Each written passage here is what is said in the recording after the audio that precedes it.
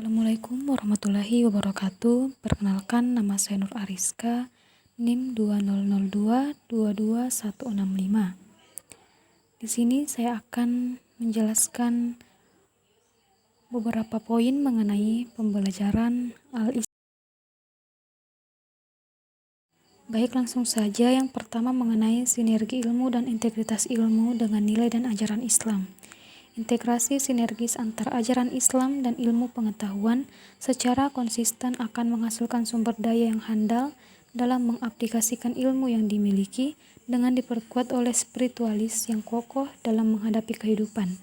Islam tidak lagi dianggap sebagai agama yang kolot, melainkan sebuah kebutuhan untuk mengaktualisasikan diri di berbagai bidang kehidupan dan sebagai fasilitas untuk perkembangan ilmu dan teknologi. Dalam pengertian Islam, akal bukanlah otak, tetapi daya pikir yang terdapat dalam jiwa manusia untuk memperoleh pengetahuan dengan memperhatikan alam sekitar. Dalam Al-Quran banyak sekali anjuran terhadap umat Islam untuk menggunakan akal dalam menangkal sinyal keagungan Tuhan. Dalil yang terkait mengenai hal tersebut dijelaskan pada Quran Surah Al-Mujadilah ayat 11, yaitu Allah akan mengangkat derajat orang-orang yang beriman dan orang yang berilmu pengetahuan beberapa derajat.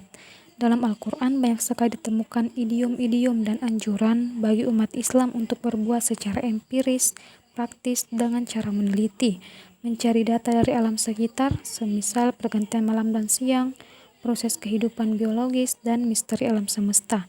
Ada pula pada Quran Surah Al-Alaq ayat 1 yang artinya, bacalah dengan menyebut nama Tuhanmu yang menciptakan. Dari ayat tersebut dapat dipahami bahwa umat manusia diperintahkan untuk membaca, sebuah perintah yang diidentikan dengan pengamatan manusia terdapat ayat-ayat Allah, baik secara qauliyah ataupun kauniyah, yang pada akhirnya dapat memahami kehendak Tuhan yang termanifestasikan dalam aturan alam. Kegiatan pengamatan inilah merupakan cikal bakal perenungan manusia untuk menemukan konsep ilmu pengetahuan yang strukturnya dibentuk oleh akal tanpa melupakan agama. Bagian kedua yaitu yang dimaksud dengan paradigma ilmu bebas dan tidak bebas nilai. Yang pertama, paradigma ilmu bebas nilai.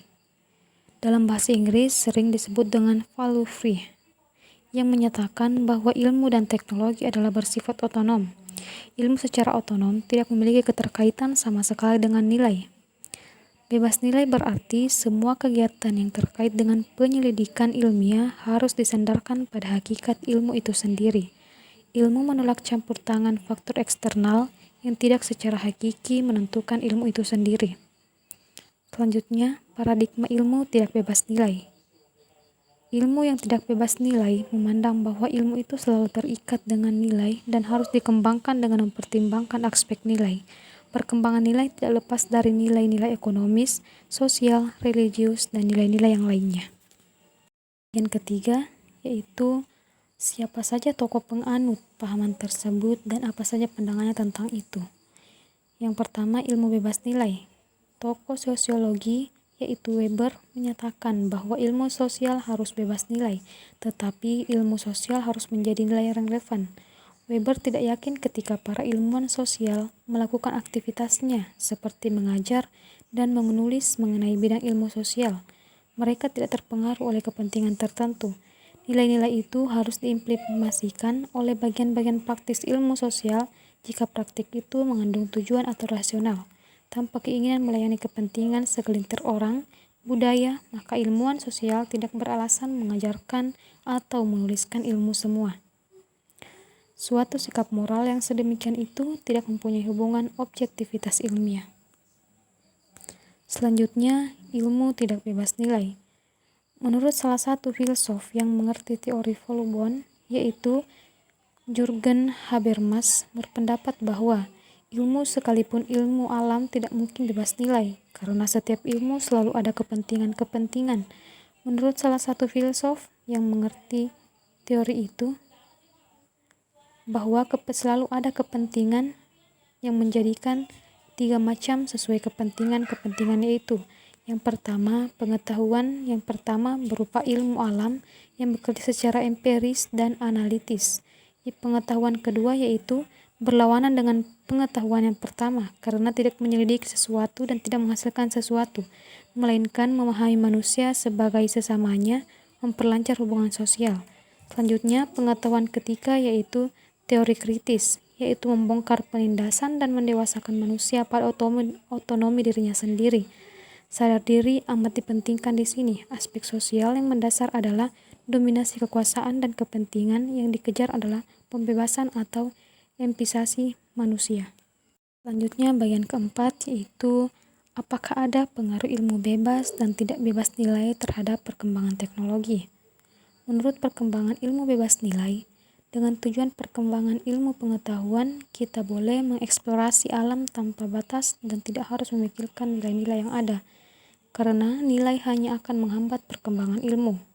Sedangkan menurut pandangan ilmu terkait nilai atau tidak bebas nilai, ilmu itu selalu terkait dengan nilai-nilai. Perkembangan ilmu selalu memperhatikan aspek nilai yang berlaku. Perkembangan nilai tidak lepas dari nilai ekonomis, sosialis, religius, dan nilai-nilai yang lainnya. Selanjutnya bagian kelima yaitu perbedaan takdir dan sunnatullah.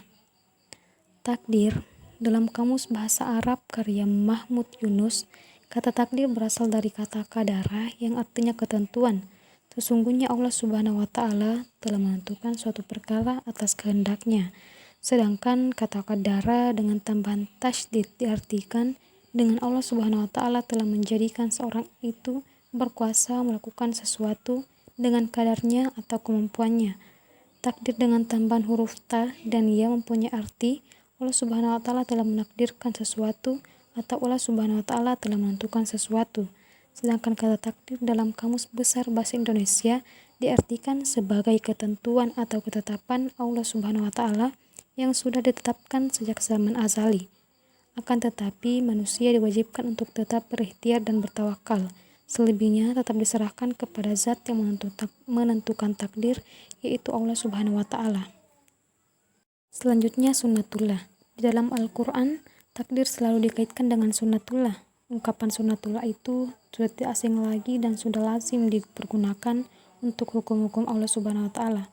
Sunnatullah itu mencakup hukum-hukum alam syahadat mengenai benda-benda mati seperti kejadian alam semesta, dan sunnatullah yang mencakup kejadian-kejadian yang berkenaan dengan alam gaib seperti kejadian yang berkaitan dengan roh. Selanjutnya bagian keenam. Nilai apa yang harus menjadi landasan dalam penerapan IPTEX? Yaitu dalam pengembangan IPTEX, Pancasila dijadikan sebagai penyaring budaya asing yang masuk ke dalam Indonesia dan sebagai alat kontrol. Kemudian Pancasila juga dijadikan sebagai motivasi serta dijadikan dasar dalam pengembangan IPTEX dan itu sudah dibuktikan. Selanjutnya yang terakhir, apa akibat yang ditimbulkan jika IPTEX diterapkan tanpa akhlak Islam? Yaitu pengetahuan dan teknologi tanpa didasari nilai agama Islam akan tidak terkendali. Demikian pula bila Islam tanpa pengetahuan dan teknologi akan tidak berarti. Perpaduan antara Islam, pengetahuan, dan teknologi merupakan kombinasi yang pas dalam penerapan kehidupan ini. Sekian pemaparan dari saya, kurang dan lebihnya mohon dimaafkan. Assalamualaikum warahmatullahi wabarakatuh.